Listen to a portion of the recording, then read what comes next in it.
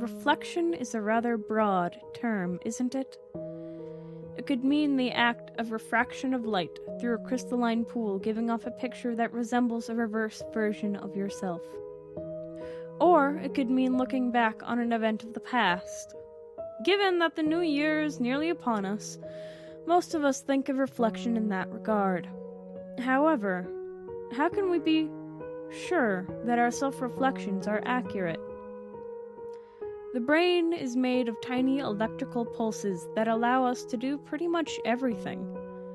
Those pulses control our movements, our thoughts, and even our memories. What would happen if one of the pulses that controls the memories were to inexplicably misfire? When we tried to recall that memory, odds are it would be different than what actually happened. Since most of the time we try to paint ourselves as the heroes of our own stories, our brains train themselves to think and even record memories in our favor. Think about the last time you had a disagreement with somebody.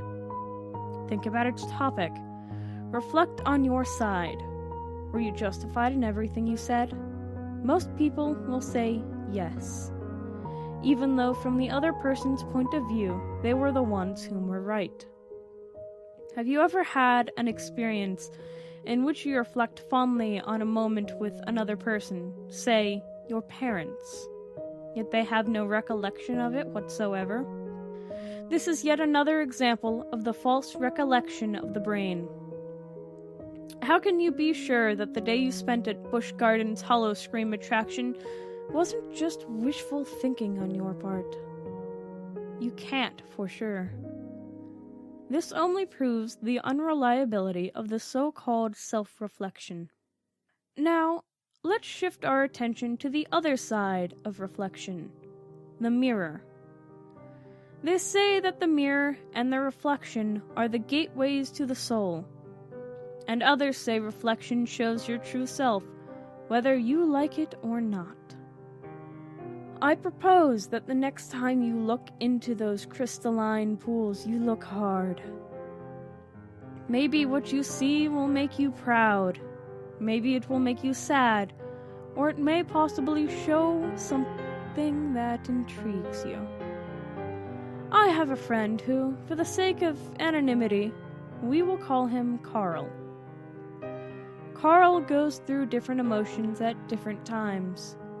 However, the difference from him and us is the way his emotions affect the way he perceives his reflection.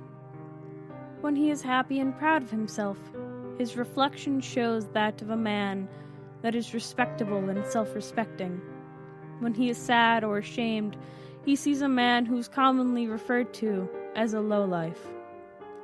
This is another one of the ways that the mind can trick you.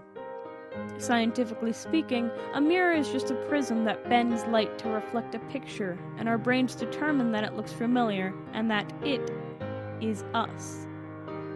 One final point I wish to make is this.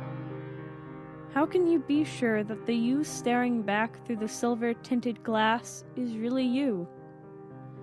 What if it's another version of you trying to keep you from a world where everything seems the same, but only in range of the mirror? Next time you look, and I mean really look, at your reflection, ask yourself if you can trust what you see, or when you reflect on your life this New Year's. How can you be sure you're remembering it correctly? And when you look into the mirror, ask yourself, did I just see myself blink?